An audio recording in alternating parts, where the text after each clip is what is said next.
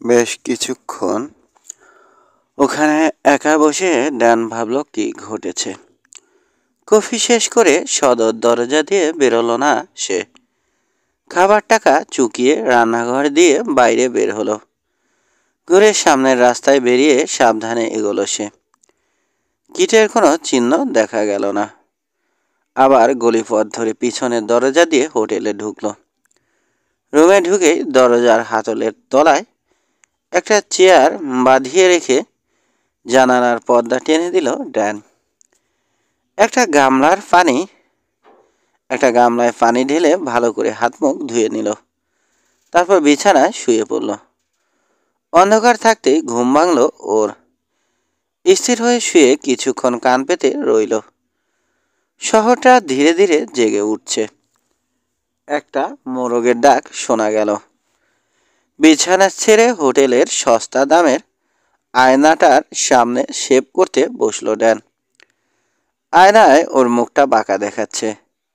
কাপড় পরে তৈরি হয়ে কামরার চারদিকে একবার চেয়ে দেখে নিল কিছু ফেলে যাচ্ছে কিনা। তারপর হোটেলের করিডোর দিয়ে তাড়াতাড়ি এগিয়ে গেল। টাসকোচার রাস্তায় এখনো সূর্যের আলো পড়েনি। বাইরে বেরিয়ে এক ঝলকে রাস্তাটা দেখে নিল সে। তারপরে ছাদ, দরজা আর জানালাগুলো চেক করলো। ডিলান তার মনে এসব একেবারে গেঁথে দিয়ে গেছে। এখন এক নজর দেখলে তার চোখ আর কিছুই এড়ায় না। ফেডের দোকানটা খুলেছে। দুজন বিষণ্ণ চেহারার রাঞ্চ কর্মচারী কফি খাচ্ছে। দুজনেরই চোখ লাল। সেবও করেনি। হয়তো সারা রাত জুয়া খেলেছে। বোঝাই যাচ্ছে কথা বলবার মুডে নেই ওরা। শেষের টেবিলে দরজার দিকে মুখ করে বসে নাস্তার অর্ডার দিল ড্যান। পরবর্তী যাত্রার কথা ভাবছে সে। এরপর বেশ কয়েকবার নিজেই রান্না করে খেতে হবে তাকে। যেদিক দিয়ে সে যাবে সেটা একটু ঘোরা পথ, কিন্তু স্টকড প্লেন্স এ পানির বড় অভাব। আসলে ডিউরো ক্যানিয়নের পথটাই সবচেয়ে ছোট, কিন্তু ওই পথে অ্যাম্বুশের ভয় আছে। ক্যাপরকের উপর থেকে বহুদূর পর্যন্ত দেখা যায়। কেউ ওর কাছে আসতে চাইলে দেখা না দিয়ে আসতে পারবে না। হঠাৎ দরজা দিয়ে একজন লোক ঢুকলো। সাদাটে চোখ লোকটার। ড্যানের দিকে চেয়ে সে প্রশ্ন করল, তোমার টেবিলে বসলে আপত্তি আছে? নিশ্চয় না, জবাব দিল ড্যান। তোমার জন্য কি করতে পারি? শহর ছেড়ে চলে যেতে পারো, বলে হাসল সে। আমার নাম প্যাটনি। আমি আমি এখানকার শেরিফ। হাত বাড়িয়ে দিল পাটনি। শুনলাম গত রাতে কিটের সাথে তোমার কথা হয়েছে। না, ওর সাথে কোনো কথা বলিনি। টেরির সাথে কথা বলছিলাম। কিট ঘরে ছিল, হঠাৎ উঠে বেরিয়ে গেল। ঠিক আছে, এতে তোমার দোষ ধরছি না বন্ধু, কিন্তু এই শহরে এর আগে অনেক গোলাগুলি হয়েছে। আমি অনুরোধ করব, কিটের সাথে কোনো বোঝাপড়া থাকলে এই শহরের মধ্যে আর করো না। আমার বিন্দুমাত্র আপত্তি নেই শেরিফ, ওর সাথে কথা বলিনি, আর বলতেও চাই না। আসলে লোকটা খুব খারাপ। যদি সম্ভব হয় তোমাকে কোনো সুযোগই দেবে না সে। ড্যানের দিকে চেয়ে ওকে বোঝার চেষ্টা করছে পাটনি। আচ্ছা, তুমি কি আশেপাশেই কোথাও থাকবে ঠিক করেছ? না, ঠিক তা না। এখান থেকে দক্ষিণ পূবে একটা রাঞ্চ আছে। ওই রাঞ্চে আমার কিছু শেয়ার আছে। হপকিন্স রাঞ্চের নাম শুনেছ? হ্যাঁ, ভালো লোক ওরা। যখন পশ্চিমে আসে হপকিন্সের ছেলেদের সাথে আমি মহিষ শিকার করেছি। ড্যানের দিকে কৌতুকের চোখে চাইল পাটনি। তুমি কি বিবাহিত? না। দাঁত বের করে হাসল সে। সময় খুব ভালো কাটবে হে। বুড়ো হপকিন্সের দুটো মেয়ে আছে। অমন সুন্দর মেয়ে সচরাচর দেখা যায় না। বড় মেয়েটার নাম মিরিয়ন, চেয়ে থাকার মতো চেহারা। আর ক্যামেলিয়া ভয়ঙ্কর, সুন্দর আর বুনো। ক্যাপ রকের যে কোনো পুরুষের মতো ঘোড়া চালাতে পারে, গুলি ছোড়া আর ল্যাশতেও ওস্তাদ। আমাদের এখানে একটা প্রতিযোগিতা হয়েছিল, তাতে দড়ি দিয়ে বাছুর ধরে বেঁধে ফেলায় সব পুরুষকে সে হার মানিয়েছে। তাহলে ওরা কেউ বিয়ে করেনি এখনো? না, তবে এখানে থাকলে বিয়ে হবেও না। এখানকার পুরুষরা ওদের কাছে ভিড়তেই সাহস পায় না। পুরুষরা যা পারে ওরা তো তা পারেই, আরও ভালো পারে। কে সাহস করে ওদের বিয়ে করবে বলো? ড্যান যখন টাসকোষা সেরে বেরোলো, তখন বেশ বাতাস ছেড়েছে। ছোট ছোট ঝোপগুলো বাতাসে লুটোপুটি খাচ্ছে, মেঘ গজরাচ্ছে। বর্ষাতে বের করলো সে। এ যাত্রায় ভিজতে হবে তাকে। 7 ড্যানের জানা মতে তার নিজের রাঞ্চে পৌঁছাবার আগে আর কোনো আশ্রয় মিলবে না। রাঞ্চ এখনো অনেক মাইল পথ। এলাকাটা বিলিয়ার টেবিলের মতোই সমান। মুষলধারে বৃষ্টির মধ্যে বেশ কয়েক মাইল চলবার পরে একটা ছোট খাজের কাছে পৌঁছলো সে। এই প্রথম ক্যাপ রকের সমান জমিতে ছেদ পড়ল। সম্ভবত এটা প্যালো ডিউরোর একটা শাখা।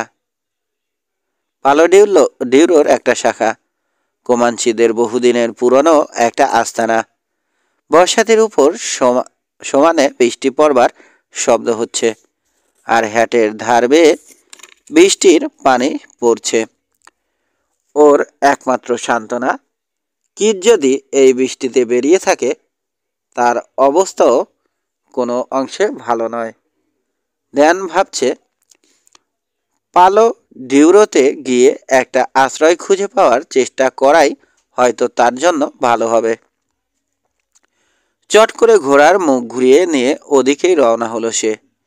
আকাশটা বারবার বিদ্যুৎ হেনে মাটিতে ছোবল মারছে।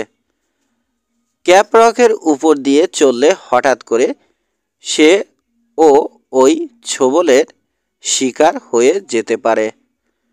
বৃষ্টি যেন স্টিলের তৈরি একটা জালের পর্দা তৈরি করেছে। ঘোড়াটা কাদায় একবার পিছলে ক্যানিয়নের ধারে গিয়ে পৌঁছলো, কিন্তু নিচে নামবার কোনো রাস্তা দেখা যাচ্ছে না। নিচে নামবার পথ খুঁজতে খুঁজতে ধার বেয়ে এগিয়ে চলল সে। বিদ্যুৎ চমকে উঠল। ক্যানিয়নের ধার একটা জায়গায় ভাঙা দেখতে পেল ড্যান। মোষ চলবার পথ, বেশ সহজেই ওখান দিয়ে নিচে নামা যাবে। নামতে গিয়ে মুহূর্তে কাঁধে প্রচণ্ড একটা ধাক্কা খেল। পিছন থেকে আঘাত এসেছে। ঘুরে তাকাতে যাচ্ছে, এই সময় রাইফেলের আওয়াজটা তার কানে এলো। লাফিয়ে উঠল ঘোড়া। বেকায়দা ঝাঁকিটা সামলাতে না পেরে কাদার উপর আছাড় খেয়ে পড়ল সে।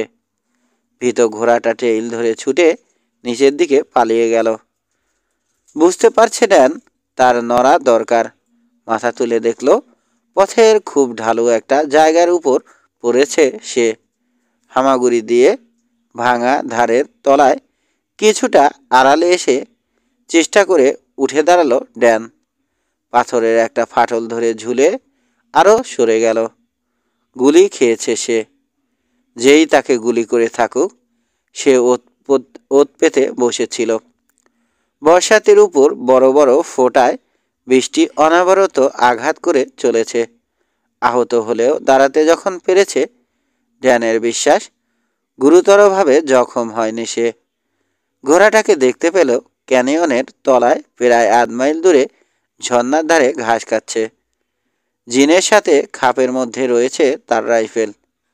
হতে পারে কিট, কোনো ইন্ডিয়ান কিংবা কোনো আউটল তাকে গুলি করেছে। এই মুহূর্তে হয়তো আরও কাছে এগিয়ে আসছে সে। কান খাড়া রাখলো ড্যান, কিন্তু বৃষ্টির শব্দ ছাড়া আর কোনো শব্দ হচ্ছে না। হালকা একটা ধোঁয়ার গন্ধ নাকে এলো বলে মনে হলো তার। ক্যাম্পফায়ারের ধোঁয়া। ধীরে ধীরে আরও সরে যেতে শুরু করলো সে। অজানা রাইফেলধারী জানে সে কোথায় পড়েছে। তাকে দেখতে পেলে এতক্ষণে নিশ্চয় আবার গুলি ছুটত। নির্ঘাত সে এখন সরে এসে সেই মোক্ষম গুলিটা চালানোর চেষ্টা করছে। ওর থেকে 15 ফুট উঁচুতে রয়েছে ক্যানিয়নের ধার। নিচে প্রায় খাড়াভাবে ঢালটা নেমে গেছে কয়েকশো ফুট। আর একটু এগিয়ে দেয়ালের গায়ে একটা ফাটল দেখতে পেল। সন্তর্পণে ভিতরে ঢুকে বর্ষাতে নিচে শার্টে ভিজে হাত মুছে নিয়ে পিস্তল বের করলো ড্যান। দীর্ঘ অপেক্ষায় সময় কাটছে। কয়েকবার ভিজে কাঠ পুরবার গন্ধ ওর নাকে এলো। এমন জায়গায় আগুন জ্বালাটা খুবই অস্বাভাবিক। যে লোকটা ওকে গুলি করেছে কিছুতেই আগুন জ্বালাবে না সে। ধীর গতিতে 1 ঘন্টা পার হয়ে গেল। কয়েকবার পিস্তলটা হাত বদল করেছে ড্যান। 2-1 বার বেরিয়ে পড়তেও ইচ্ছে হয়েছে, কিন্তু রাইফেলের গুলির কথাটা চিন্তা করেই আবার নিজেকে সামলেছে। কতটা পরীক্ষা করবার সুযোগ পায়নি সে। প্রাথমিক শকটা কেটে গেছে। এখন ভীষণ ব্যথা করছে, কিন্তু মনে হচ্ছে রক্ত পড়া যেন বন্ধ হয়েছে। শেষ পর্যন্ত বেরিয়ে পড়বার সিদ্ধান্ত নিল সে। বের হতে যাচ্ছে, এমন সময় পায়ের আওয়াজ শুনতে পেল। পিস্তলটা উপর দিকে তাক করে ধরে অপেক্ষা করছে ও। দেখা যায় না এমন কোনো কিছুর দিকেই সে কখনো গুলি ছোড়ে নেই। আজ নতুন করে তা শুরু করবে না। লোকটা যদি কিট হয়। মিস্টার, একটা মেয়েলি কণ্ঠের আওয়াজ শোনা গেল। তোমার চিহ্নগুলো দেখতে পাচ্ছি। আমি জানি তুমি ওখানেই আছো। যে লোকটা গুলি করেছিল সে চলে গেছে। যদি তা চাও সাহায্য করতে পারি। তাহলে দেখা যায় এমন জায়গায় এসে দাঁড়াও, বলল সে। একটু ইতস্তত করল মেয়েটা। গলাটা চেনা মনে হচ্ছে। আসছি। হঠাৎ পুরোপুরি দেখা গেল ওকে। পায়ে হাঁটু পর্যন্ত উঁচু বুট, পরনে পুঁতি বসানো ঝালর কাটা বাক স্কিনের স্কার্ট। বৃষ্টি ঠেকাবার জন্য প্লাস্টিকের একটা ম্যাক পরেছে সে, কিন্তু কোমরে ঝুলানো পিস্তলটা বের করবার সুবিধার জন্য বর্ষাতির বোতামগুলো সব খোলা। ডান হাতে রয়েছে রাইফেল। গলার কাছে ব্লাউজের একটা বোতাম খোলা। ফিট করবার জন্য কেটে ছোট করা একটা পুরুষদের কোট পরেছে মেয়েটা। এসব এক নজরেই দেখলো ড্যান। আরও দেখলো যুবতী অত্যন্ত সুন্দরী। কাজের আড়ষ্ট অবস্থা থেকে বেরিয়ে সোজা হয়ে দাঁড়ালো ড্যান। আমিও তাই ভেবেছিলাম, বলল মেয়েটা।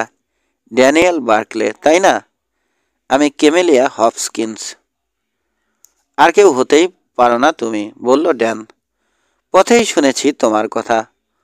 ওরা বলছিল এই তল্লাটের সবচেয়ে বুনো সুন্দরী মেয়ে তুমি। আমিও তাই বিশ্বাস করি।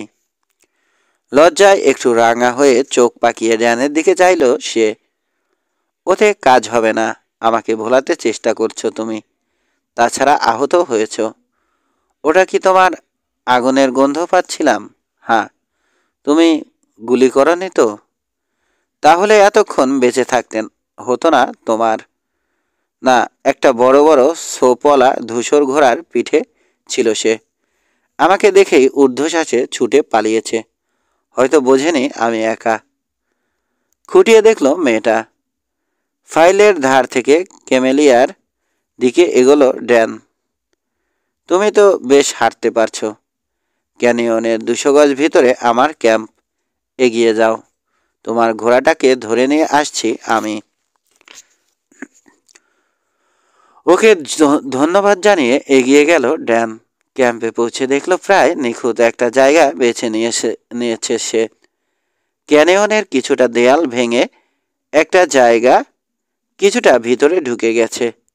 সেখানে একটা বিছানা আর আগুন জ্বালবার মতো যথেষ্ট জায়গা রয়েছে। কাছেই 3-4টে ঘোড়া রাখবার মতো জায়গাও একটা রয়েছে, তবে পুরোপুরি শুকনো নয়। ক্যাম্পটা উপর থেকে দেখা তো যাবেই না। খুব কাছে এলেও নিচ থেকেও সহজে ওটা কারো চোখে পড়বে না। বোঝাই যাচ্ছে মেয়েটা এখানেই রাত কাটিয়েছে। অল্পক্ষণ পরেই তার ঘোড়া নিয়ে ফিরে এলো ক্যামেলিয়া।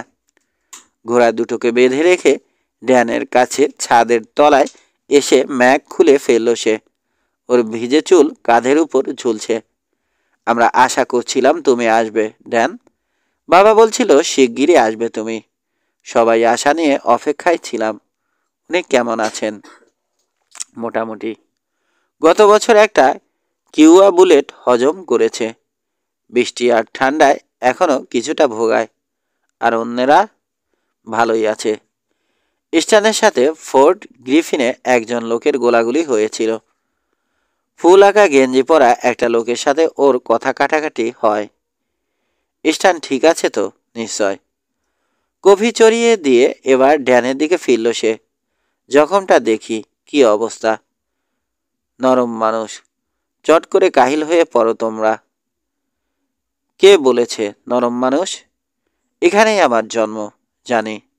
কিন্তু এতদিন পূবের বিলাসিতার মধ্যে কাটিয়ে নিশ্চয় নরম হয়ে এসেছ। কোট আর শার্ট খুলতে ড্যানকে সাহায্য করল সে। সপ্রশংস দৃষ্টিতে ওর পেশিবহুল দেহটার দিকে চাইল মেয়েটা। যাক, পুরোটা নরম হয়নি দেখছি। জখমটা গুরুতর কিছুই নয়। গুলিটা কাঁধের উপর দিকে লেগে ছিটকে বেরিয়ে গেছে। কিছুটা মাংস ছিঁড়ে গেছে। বেশ রক্ত হারিয়েছে সে। গল্পের বইয়ে পড়েছি, এসব ক্ষেত্রে মেয়েরা তাদের সাদা পেটিকোট ছিঁড়ে ব্যান্ডেজ বানায়। সাদা পেটিকোট আমার নেই, কোনো দিনই ছিল না। থাকলেও কোনো পুরুষের জন্যে তা ছিঁড়তাম না। অবশ্য কারো মরার অবস্থা হলে অন্য কথা। আমার জিনের পিছনে ব্যাগে দুটো সাদা রুমাল আছে, বলল ড্যান। রুমালগুলো বের করলো সে। চমৎকার কারুকাজ করা রুমাল। সমালোচকের দৃষ্টিতে রুমাল দুটোকে খুঁটিয়ে দেখল ক্যামেলিয়া। না, একেবারে বাবু বনে গেছো দেখছি। ওর দিকে চেয়ে রইল ড্যান। এত সুন্দর কাউকে জীবনে দেখেনি সে। মেয়েটা সহজ সরল আর পোষ না মানা জীবের মতোই বুনো। বাড়ি থেকে অনেক দূরে এসে পড়েছ না? প্রশ্ন করল সে। বেশি আর কি। এমন না যে আরেক দেশে চলে এসেছি। ঘোড়ায় চড়ে ঘুরে বেড়াতে ভালো লাগে। অনেক জায়গা ঘুরে দেখতে চাই। কোনো দুশ্চিন্তা নেই আমার। যে কোনো পুরুষের সাথে ঘোড়ায় চড়া বা গুলি ছোড়ায় পাল্লা দিতে পারি। বেশিরভাগ লোকই হারবে। তাছাড়া ছুরিও চালাতে জানি। সারে সাংঘাতিক কথা। তবে তো পুরুষরা তোমাকে দেখে ভয়ে আদমরা হয়ে যাবে। একটু লাল হলো মেয়েটা। হয়তো। চোখ তুলে ড্যানের দিকে চেয়ে বলল সে। কিন্তু ভয় না পেলেও ওদের কোনো লাভ হবে না। আমি বাগদত্তা। আশাহত হয়ে ওর বুকের ভিতরটা কেমন যেন একটু মোচড় দিয়ে উঠল। অবাক করলে বলল সে। কফি ঢালতে ঢালতে মুখ তুলে চাইল ক্যামেলিয়া। কেন? তুমি কি মনে করো আমার যোগ্যতা নেই? আমি ভালো না? অবশ্যই ভালো, সম্ভবত একটু বেশি। তোমার মধ্যে যে বুনো রক্ত আছে তাতে তোমাকে সামলাতে শক্ত পুরুষের দরকার হবে। আরেকটা সরাসরি চাউনি দিয়ে সে বলল, শক্ত পুরুষেও কাজ হবে না। কেবল আমার মনের মানুষই সামলাতে পারবে। ড্যানের কফি খাওয়া শেষ হতেই চটপট ক্যাম্প তুলল ক্যামেলিয়া। কোনো সাহায্যই নিল না সে। বলল, সব শক্তি খরচ করে ফেলো না নরম মানুষ। পরে কাজে লাগবার জন্যেও কিছু রাখো। তুমি বাগদত্তা হলে আর রেখে কী লাভ, বলল সে। চট করে ওর দিকে ঘুরে তাকালো মেয়েটা। মনে হলো কিছু যেন বলবে, কিন্তু না বলে ঘোড়ায় চলল সে। এতক্ষণে ড্যান লক্ষ্য করল দুপাশে চেরা স্কার্ট পরেছে ও। আগেও এর কথা শুনেছে সে, কিন্তু কোনোদিন দেখেনি। যত মেয়েকে সে চেনে তাদের প্রত্যেকেই সাইড স্যাডেলে ঘোড়া চালায়। ওটাই নাকি মেয়েদের ঘোড়ায় চড়বার একমাত্র ভদ্র উপায়। তুমি জিনের ওপর ঠিকমতো বসতে পারলে আজই শেষ রাতের দিকে আমরা পৌঁছে যাব। তোমার সাথে সাথেই আছি আমি, জবাব দিল ড্যান। পথ দেখিয়ে রওনা দিল ক্যামেলিয়া। আকাশে এখনো মেঘ জমে রয়েছে, কিন্তু বৃষ্টি থেমে গেছে। বজ্রপাতও বন্ধ হয়েছে। মাটি পিচ্ছিল আর কাদামাখা। এর মাঝেও বেশ দ্রুতই এগিয়ে যাচ্ছে ওরা। ক্যামেলিয়া আগে আগে পথ দেখিয়ে চলেছে। যত দূর দেখা যায় সব সমান জমি। এমন কোনো চিহ্নই নেই যা দেখে রাস্তা চেনা যেতে পারে। মাত্র কয়েকশো গজ যাওয়ার পরেই ক্যানিয়নটা অদৃশ্য হলো। কারো বুঝবার উপায় নেই অল্প দূরেই রয়েছে ওটা। ট্র্যাকের জন্য মাটির উপর সতর্ক নজর রাখল ড্যান, কিন্তু কোনো চলাচলের চিহ্ন চোখে পড়ল না। নিচু উপত্যকায় ওদের রাঞ্চ, পিছনের ঝর্ণাটা একটু উপরে পাহাড়ের খাঁজের মধ্যে দিয়ে বয়ে চলেছে। খাসটার চারপাশে সারি সারি গাছ, এখানে সেখানে আরও গাছ জন্মেছে। বেশ বড়সড় একটা দোতলা বাসা দেখা যাচ্ছে। চারপাশে চওড়া বারান্দা, একটা ব্যালকনিও রয়েছে। দুটো বড় গুদাম ঘরে ওদের সবচেয়ে ভালো ঘোড়া, কিছু দুধের গরু আর পশুর খাবার জড়ো করা হয়েছে। কয়েকটা আস্তবল আর কাজের মানুষের জন্য একটা ব্যাংক হাউসও রয়েছে ওখানে। ঢালের উপর লাগাম টেনে ঘোড়া থামালো ক্যামেলিয়া। হাতের ইশারায় নিচের উপত্যকাটা দেখালো সে। রান্স, বলল সে, তোমার পছন্দ মতো তৈরি করতে পেরেছি। চমৎকার, সত্যি খুব সুন্দর। আর চোখে ড্যানের দিকে চাইল ক্যামেলিয়া। আমারও তাই মনে হয়। বাপি বলে তোমার রুচি সুন্দর, আমরাও তাই তোমার যোগ্য করেই সব গড়ে তুলতে চেষ্টা করেছি।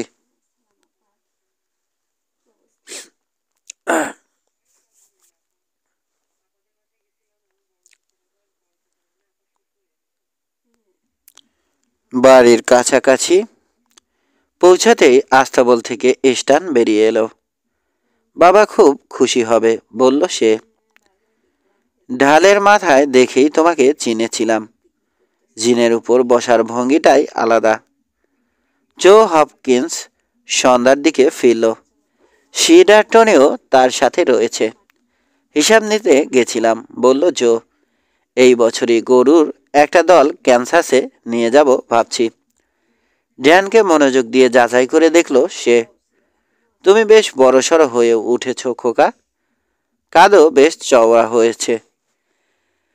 ক্যামেলিয়ার দিকে এবার তার চোখ পড়ল। ক্যামি তাহলে ঠিকই তোমাকে খুঁজে বের করেছে। ও তো ভাবছিল তুমি ফিরে না এলে সে নিজেই গিয়ে তোমাকে ধরে নিয়ে আসবে। বাচ্চা সাবধান, পাপি বলল ক্যামেলিয়া। তোমাকে ওই কথা বলেছি। রাতে খাবার টেবিলে একসাথে বসলো সবাই। জো হপকিন সবার হয়ে ঈশ্বরকে ধন্যবাদ জানালো। সবার মুখের দিকে চাইল ড্যান। হঠাৎ তার মনে হলো এটাই তার নিজের বাড়ি। অদ্ভুত একটা প্রশান্তিতে ভরে গেল ওর মন। এদের সাথে পরিচয় অল্প দিনের হলেও এরা ওর একান্ত আপন। সহজ সরল সমঝোতা, বন্ধুত্ব আর সমবেদনা রয়েছে এদের মাঝে। এরা সবাই শক্ত, সৎলোক, কঠোর পরিশ্রমী, কঠিন যোদ্ধা, অথচ সরল। ওরা জানে সবাই সব মানুষের ভালো চায় না। পৃথিবীতে খারাপ লোকও আছে, কিন্তু তাদের বিরুদ্ধে শক্ত হয়ে দাঁড়িয়ে লড়তে জানে ওরা। শক্ত না হলে দুর্বৃত্তরা পরিশ্রমের ধন জোর করে কেড়ে নিতে যাবে। একটা বড় প্লেটে মাংস নিয়ে মিরিয়ন ঘরে ঢুকলো। ক্যামেলিয়ার মতোই লম্বা আর সুন্দরী, রানীর মতো চলাফেরা। আবার জো হপকিন্স এর দিকে চাইল ড্যান। এই কঠিন আবরণে মোড়া রুক্ষ চেহারার লোকটা কি করে এমন সুগঠিত সুন্দর মেয়ের জন্ম দিল? আমরা এখন 4 জন কাজের লোক নিয়েছি, ড্যান বলল জো। আরেকজন ভবঘুরে ধরনের লোক তোমার খোঁজ করছিল, সেও আছে। আমার খোঁজ করছে? লোকটার নাম ডাফ। বলল তোমার জন্য কিছু খবর আছে। কিছুক্ষণ মাংস চিবিয়ে জো আবার বলল, দেখে মনে হয় কঠিন লোক। একজন আউটল, বলল ড্যান, তবে আমার বন্ধু আর শুভাকাঙ্ক্ষী। 5 বছর বয়সে আমাদের প্রথম পরিচয় হয়। এর পরেও অবশ্য দেখা হয়েছে। খাওয়া শেষ করেই ওর সাথে কথা বলা দরকার। ফালতু কথার লোক সে নয়, খুব কাজের। এখানে আসার পর থেকে রোজই সে আমাদের সাথে কাজে যোগ দিয়েছে। শক্ত হাতে দ্রুত কাজ করে। ওর চেয়ে ভালো কাজের লোক আমি খুব কমই দেখেছি। ও কি এখানে কাজ করতে চায়? বলেনি কিছু। আমার মনে হয় পাহাড়ি টেইল ধরে এখানে পৌঁছেছে, কিছুদিন গা ঢাকা দিয়ে থাকতে চায়। হঠাৎ চোখ তুলে ড্যানের দিকে সোজাসুজি চাইল জো। তুমি কি এখানে কিছুদিন থাকবে বলে ভাবছ? আমরা সব ব্যবস্থাই করেছি। এই বাড়ির একটা আলাদা অংশ তোমার জন্য তৈরি করা হয়েছে। মেয়েরাই ওতে আসবাবপত্র এনে গুছিয়ে রেখেছে। তোমার কোনো নালিশ থাকলে ওদের সাথে বোঝাপড়া গুছিয়ে রেখেছে করো। আমি আমি ঠিক জানি না। ক্যামেলিয়ার দিকে একবার চাইল সে, তারপর চোখ সরিয়ে নিল। থাকতে খুব ভালো লাগবে, কিন্তু এখনো কতগুলো জরুরি কাজ বাকি পড়ে আছে। আমি নিজেই ঠিক করে উঠতে পারিনি শেষ পর্যন্ত কোন পেশা নেব বা কোথায় বাস করব। তোমার স্বভাবটা অস্থির হবার কারণ আছে। জন্ম থেকেই কোথাও স্থির হতে পারোনি। ড্যান বলল সে কোথায় কোথায় গিয়েছে, কি কি দেখেছে, কাজ কি করেছে, তার একাকিত্ব, বুরুষ, আর সবশেষে সিলিয়ার কথাও সে বলল। অনেকক্ষণ কথা বলবার পর টেবিল ছেড়ে উঠল সে। মেয়েরা টেবিল পরিষ্কার করবার কাজে লাগলো। জোকে ড্যান বলল, এবার ড্যাফের সাথে দেখা করা দরকার। অন্ধকার বারান্দায় একটা ঠান্ডা ভাব। সিঁড়ি দিয়ে নেমে উঠানে নামল সে। ব্যাংক হাউজের জানালায় আলো দেখা যাচ্ছে। আরো কাছে গিয়ে সে ডাকলো ডাফ। ওদিকে তোমার জন্য অপেক্ষা করছে সে। ঢিবির মাথায় তোমাকে দেখেই চিনেছিল ও। তারপর নিজের পরিচয় দিল লোকটা। আমি ন্যাট, ডান বার্কলে। তোমার সাথে পরিচিত হয়ে খুশি হলাম, ন্যাট। দরজা খুলে ভিতরে ঢুকলো ড্যান। 8টা ব্যাংক রয়েছে, 3টেতে বিছানা পাতা হয়নি। লোকগুলো সবাই মুখ তুলে চাইল। ডমিনো খেলছে ওরা 3জন। একজন বসে দেখছে। ডাব তার ব্যাংকে শুয়েছিল। ড্যানকে দেখে বুট শুদ্ধ পা নামিয়ে উঠে বসলো সে। কেমন আছো ড্যান? তোমার খোঁজে অনেক দূর এসেছি। নিজের হ্যাটটা তুলে নিল সে। ব্যাংক হাউস থেকে বেরিয়ে উঠানের দিকে গেল ওরা। ড্যান ভাবছে, একটু শুকিয়েছে, বয়সও বেড়েছে, কিন্তু এখন যেন আরো শক্ত দেখাচ্ছে ওকে। উঠানে এসে ড্যানের দিকে ফিরল ড্যাফ। এই ছেলে, বিপদে পড়েছ? সাহায্যের দরকার? না, তেমন কিছু না। সত্যি? ড্যাফের চোখ দুটো ওর মুখে বিপদের চিহ্ন খুঁজছে। কেউ একজন আমাকে লক্ষ্য করে গুলি করেছিল। কাঁধে একটা আঁচড় লেগেছে। হয়তো সে মনে করেছে মরে গেছি, কিংবা ক্যামেলিয়াকে আসতে দেখে পালিয়েছে। যাই হোক, মনে হয় ওটা কিটই ছিল। কিট? ওর পক্ষে এটা সম্ভব। শুনেছি সে টাসকোসায় আছে। ওখানে আমাদের দেখা হয়েছে। শহর ছেড়ে পালিয়ে গেছিল সে। দাঁত বের করে হাসলো ডাব। বুদ্ধিমানের কাজই করেছে। তুমি লুকাস নোয়েলের কি অবস্থা করেছিলে সেটা এখন রটে গেছে। এখন ওরা সেই গল্প করে। আমি নাম চাই না ডাফ। কি কথা নাকি আছে তোমার? চার্লস, বলল সে, ওরা তোমার খোঁজ করছে। ওরা খুঁজলে তোমাকে যে করেই হোক ঠিক বের করবে। চার্লস? মুহূর্তের জন্য কিছুই ওর মাথায় এলো না। এরপর তার মনে পড়ল চার্লস্টন ডিটেকটিভ এজেন্সি। কিন্তু ওরা তার কাছে কি চায়? মনে হচ্ছে এটা আমি কিছু করেছি বলে নয়। কেউ আমার সম্পর্কে জানতে চায় বা খুঁজে পেতে চায়। ব্যাপারটা একটু ভেবে দেখল সে। কিন্তু কে তার সম্পর্কে জানতে যাচ্ছে? এটা কিছুতেই তার মাথায় এলো না। কিথের সাথে তার যোগাযোগ হয়েছে। বুরুষ মৃত। কে তার খোঁজ করবে? কেউ না। ডাবকেও তাই বলল সে। কিন্তু কেউ না কেউ তোমাকে খুঁজে বের করার জন্যে অনেক টাকা খরচ করছে। প্রত্যেক শহরে ঘুরে ঘুরে তোমাকে খুঁজছে ওদের লোক। ওয়েলস ফার্গো এত টাকা খরচ করে না। আমার অনেক বন্ধু বান্ধব আছে, কিছু কিছু খবর বাতাসে কানে আসে। কোনো মেয়ের ক্ষতি করেছ তুমি? না, কিন্তু শোনা যাচ্ছে এক মহিলা তোমাকে খুঁজছে। সিলিয়া। টাকা আছে ওর। হয়তো ড্যানের কথা জেনে গেছে সে, সেই কি খুঁজছে ওকে। কিন্তু কেন? সিলিয়া নয় তো, বলল সে। আড়ষ্ট হয়ে গেল ডাফ। খুব সাবধান, ও কিন্তু মেয়ে নয়, খাঁটি বিষ। একটু চুপ করে থেকে সে আবার বলল, সিলিয়া। ওর কথা ভুলেই গেছিলাম। অনেক বছর ওর সাথে দেখা হয়নি, কোনো খোঁজ খবরও পাইনি। পুবে আছে সে, ড্যান জানালো। প্রচুর টাকা পয়সা বানিয়েছে, বেশ নাম কিনেছে। ওর মেন সেটার কি খবর? মারা গেছে বুরুষ, অ্যাক্সিডেন্ট। হ্যাঁ, অ্যাক্সিডেন্টই বটে, তিক্তভাবে বলে উঠল ডাফ। কোথায় কাকে কিভাবে কবর দেয়া হয়েছে সব জানত সে। নিজের সব কীর্তি ফাঁস হয়ে যাবার ঝুঁকি সিলিয়া কিছুতেই নেবে না। পকেট থেকে তামাক বের করে একটা সিগারেট বানালো সে।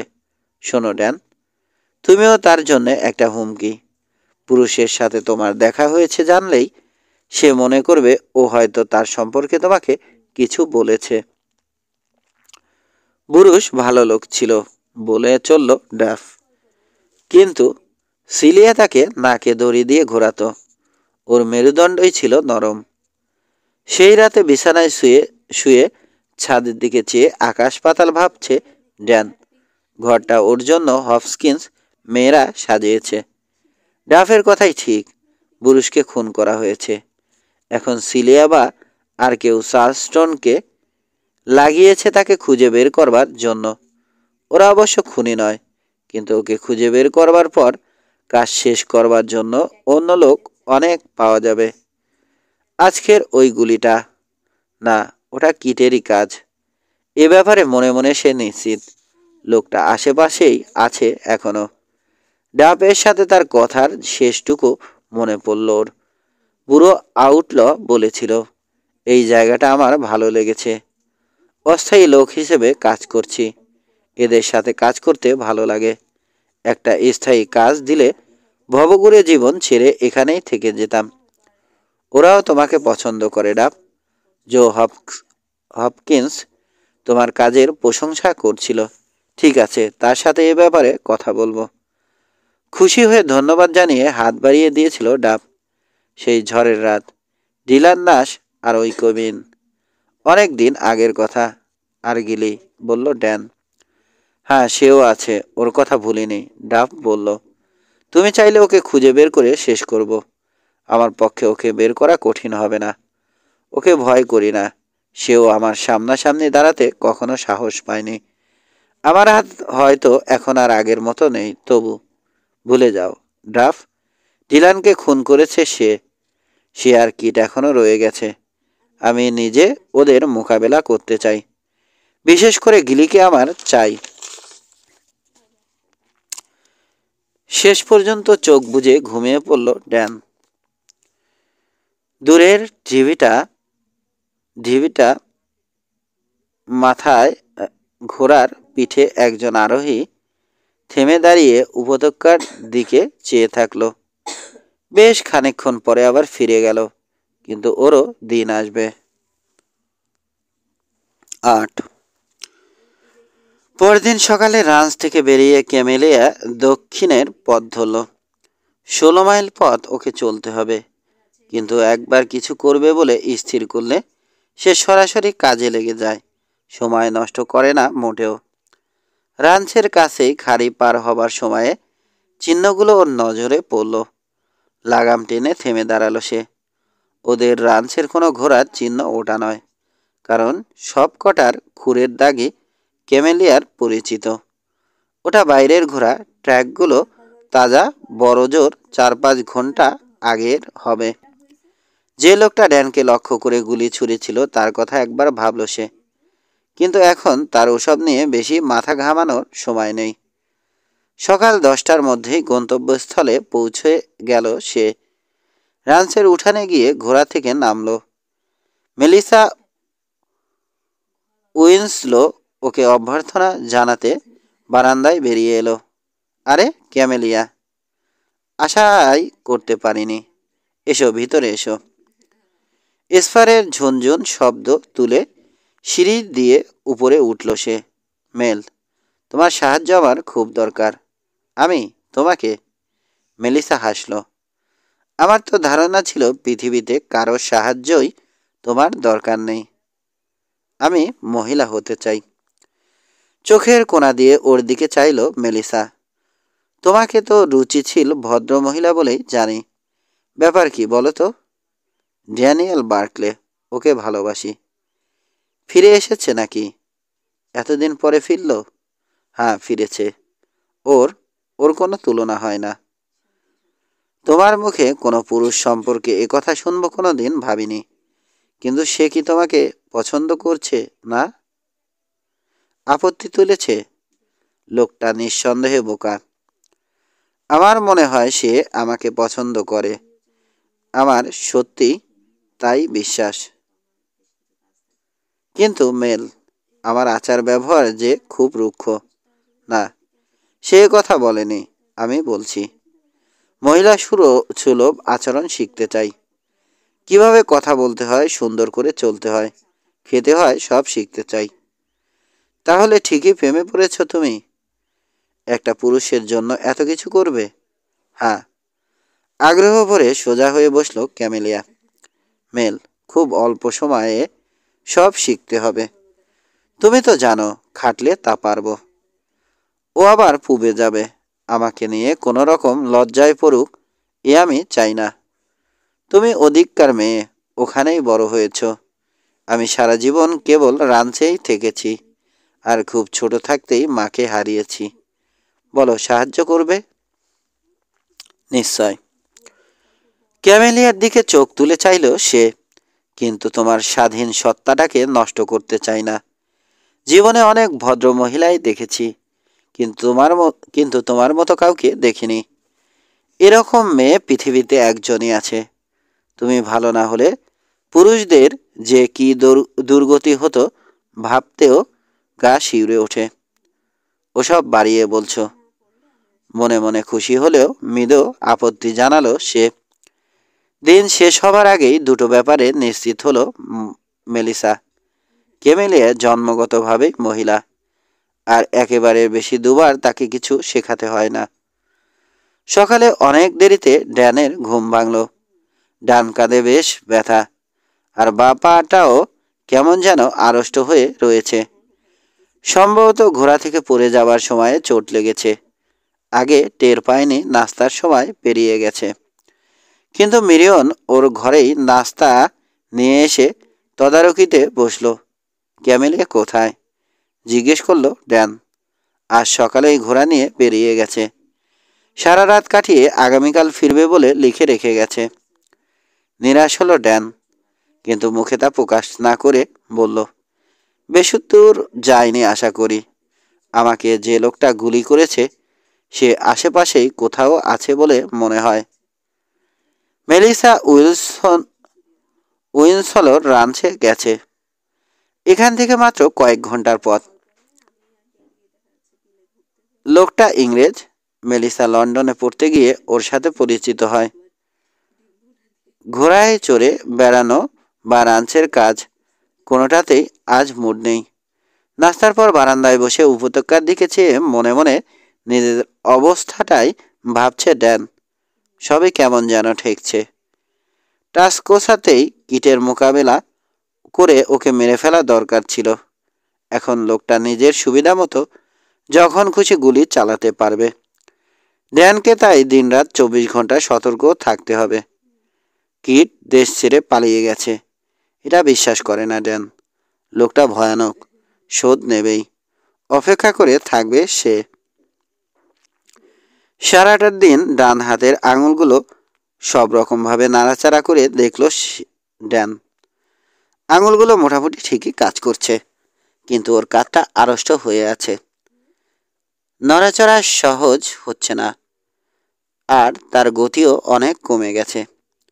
রাঞ্চটাকে যে কতটা যত্নের সাথে ফিটফাট রাখা হয়েছে সেটা ভালো করেই ওর চোখে পড়েছে।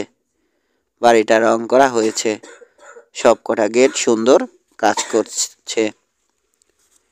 গরু ঘোড়া যেগুলো ওখান থেকে দেখা গেল সবই বেশ মোটা তাজা।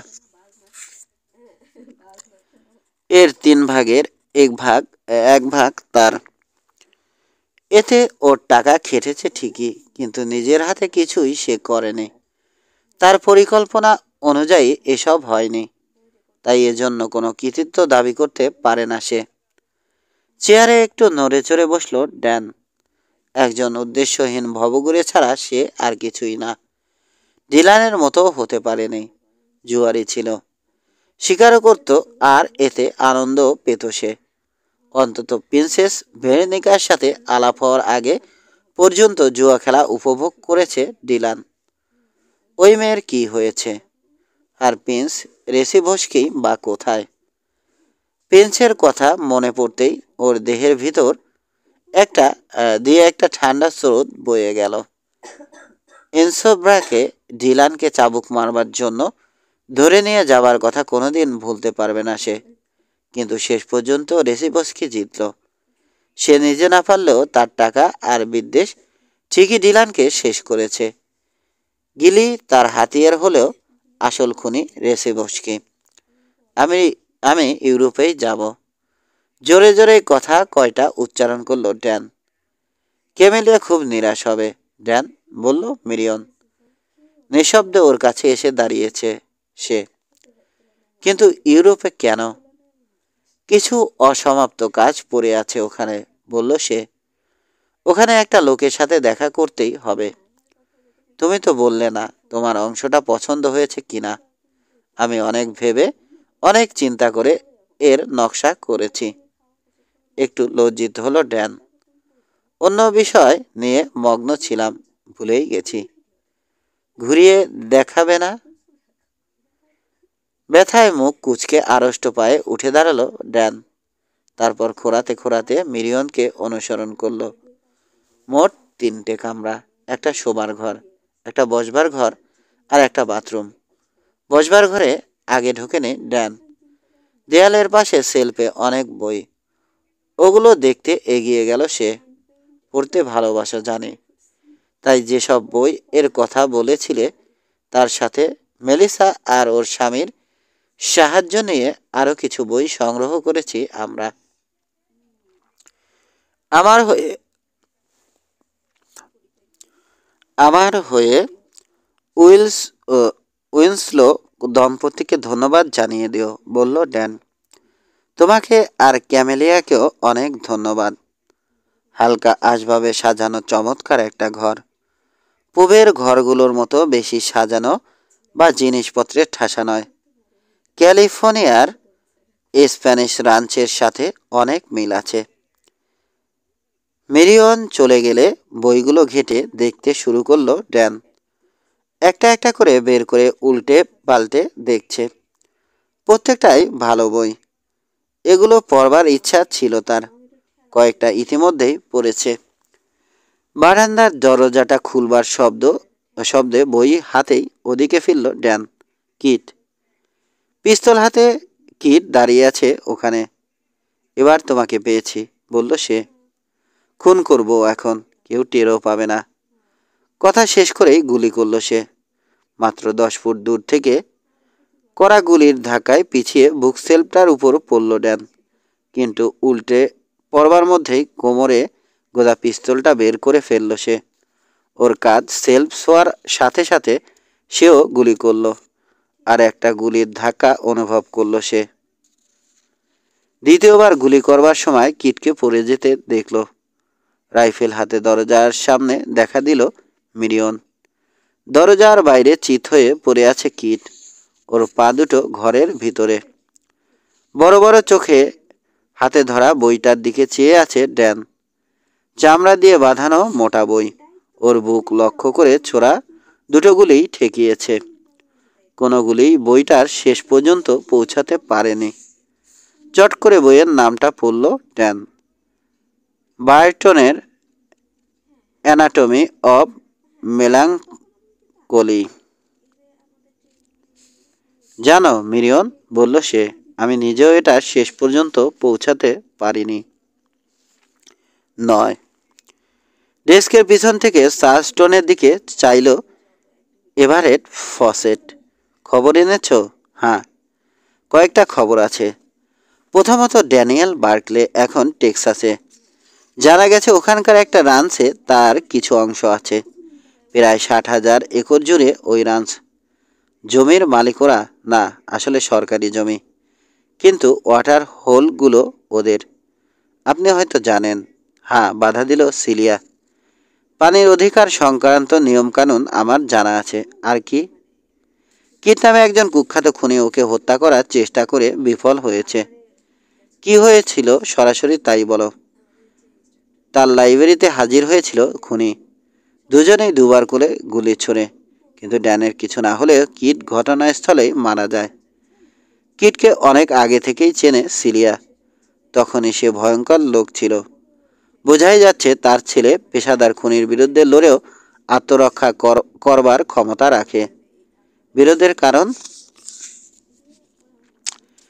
সেটাও খোঁজ নিয়েছি। ডিলান ন্যাশ নামের এক পেশাদার জুয়ারির কাছেই বড় হয়েছে ড্যান। ঠিক। ব্রুসের বন্ধু ছিল ডিলান, তার নয়। ওর কথা মনে পড়তেই কেমন একটা বেদনা অনুভব করলো সিলিয়া।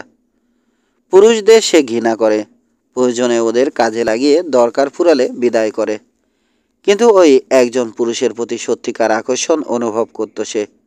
তবে ডিলান তাকে কোনোদিন পাত্তা দেয়নি। নোট বইয়ের পাতা উল্টালো চার্লস্টন। এই মিস্টার ন্যাশকে কেউ টাকা দিয়ে খুন করায়। 3 জন ভাড়াটে বন্দুকবাজ ওই কাজটা করে, লুকাস নোয়েল, কিট আর গিলি। দরজা দিয়ে বেরোনোর সময়ে তাকে ওরা অ্যাম্বুশ করে মারে। একটু থামল সে। প্রথম দুজন আর এখন বেঁচে নেই। দুজনই তরুণ ড্যান বার্কলের হাতে মারা পড়েছে। আর গিলি? অন্য একটা ব্যাপারে আমি তার সম্পর্কে বেশ কিছু তথ্য বের করেছি। সে পুলিশের ওয়ান্টেড লিস্টে আছে। একজন ওয়েলস ফার্গো গার্ডকে খুন করেছে বছর 2 আগে, এবং ওর ব্যাপারে আমিও জানি ভাড়াটে খুনি। কিন্তু ওকে কে ভাড়া করেছিল সেটা এক রহস্যময় ব্যাপার। ভিভিয়ান রিসার্চ নামের একজন উকিল প্রস্তাবটা দেয়, তবে আসল কলকাঠি কে নেড়েছে তা জানি না। সম্ভবত কোনো জুয়ার ঝগড়া থেকেই এর উৎপত্তি। ওই রিসার্চদের সাথে কথা বলেছ? না, কিন্তু দরকার নেই, ওটা আমিই দেখব। উঠে দাঁড়ালো সিলিয়া। অর্থাৎ সাক্ষাৎকার শেষ। আর একটা খবর আছে।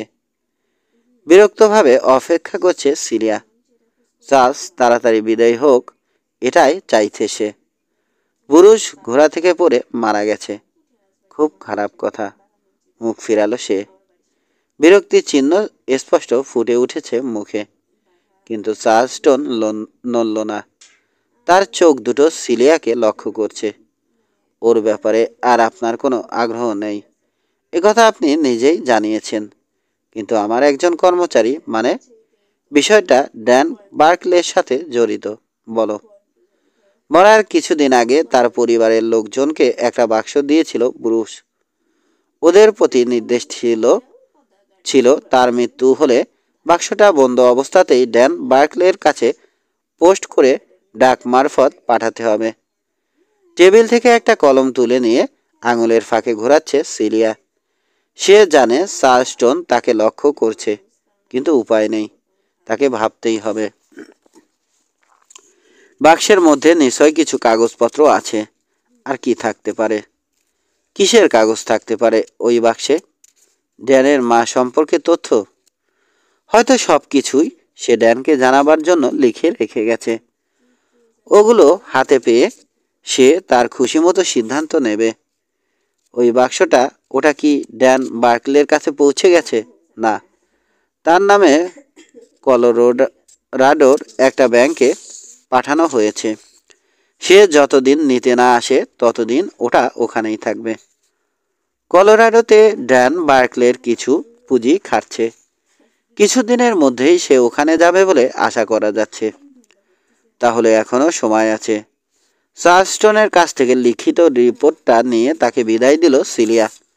ওর মাথার ভিতর দ্রুত চিন্তা চলছে। ওই বাক্সে নিশ্চয় ব্রুসের সই করা বিবৃতি রয়েছে। খুনের দায়ে সিলিয়াকে কোর্টে দাঁড় করানোর জন্য যথেষ্ট প্রমাণ ওতে পাওয়া যাবে। টাকা পয়সা খরচ করে কোনো মতে মুক্তি পেলেও তার পূর্ব জীবনের সব ঘটনা জানাজানি হয়ে যাবে।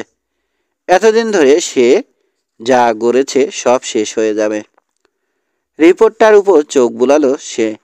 বাক্সটা মাত্র পাঠানো হয়েছে। ওটা পেতে হলে এখনই সব ব্যবস্থা করতে হবে। ট্রেন ডাকাতি বেশ কঠিন কাজ, কিন্তু ট্রেনের মতো স্টেজ আছে, তারপর ব্যাংক। কিন্তু ট্রেনের পর স্টেজ আছে, তারপর ব্যাংক। ডজনখানেক লোকের যে কেউ তার জন্য এই কাজটা করতে পারবে। কিন্তু তার যে নামটা সবার আগে মনে এলো তা হচ্ছে গিলি। লোকটা খুব শক্ত সমর্থ। ড্যানকে সরিয়ে ফেলায় ওরও ব্যক্তিগত লাভ আছে। তাছাড়া সিলিয়া জানে সে সিন্দুক খোলায় ওস্তাদ। জানালার ধারে গিয়ে দাঁড়ালো সিলিয়া। বাইরে বৃষ্টি পড়ছে। সামনের রাস্তা দিয়ে একটা ঘোড়ার গাড়ি যাচ্ছে। ছেলেবেলার কথা মনে পড়ছে তার। কতদিন হবে? তার বয়স কত ছিল তখন? 12 না 13? আর ফিরে যায়নি সে। চিঠিও লেখেনি। ওরা নিশ্চয় ধরে নিয়েছে সে মারা গেছে। কেউ স্বপ্নেও ধারণা করতে পারবে না সিলিয়াই আজকের এভারেট ফসেট। আর অধিকাংশ মাইন আর রেল রাস্তা সেই নিয়ন্ত্রণ করে। অবশ্য তার ছেলে যদি বাক্সটা পেয়ে তার স্বরূপ প্রকাশ করে, তখন ওরা জানবে, সবাই জানবে। সন্দেহ নেই ছেলে তাকে ঘৃণা করে। বাক্সটা হাতে পেলে হয়তো ব্ল্যাকমেইল করে তাকে নিঃস্ব করবে সে। ভিভিয়ান রিচার্ড কোনোদিন এভারেট ফসেটকে দেখেনি, তবে নাম শুনেছে। টাকার গন্ধ পাচ্ছে সে, কিন্তু মিসেস ফসেটের ঘুঘু অ্যাটর্নিদের কথাও তার অজানা নেই। আর সে এও জানে তারা জানতে পারলে তার সম্পর্কে মহিলাকে সাবধান করে দেবে। লাইব্রেরি ঘরে রিচার্ডকে পৌঁছে দিয়ে গেল বাটলার। তার ডেস্কের পিছনে বসে আছে সিলিয়া। মহিলাকে দেখে সত্যি অবাক হলো সে। পাতলা গড়ন, অত্যন্ত সুন্দর চেহারা, চমৎকার ফিগার। এমন চেহারার কাউকে দেখবে তা সে কল্পনাও করেনি। হাতের ইশারায় একটা চেয়ার দেখিয়ে দিয়ে টেবিলের উপর রাখা একমাত্র কাগজটা হাতে তুলে নিল সিলিয়া।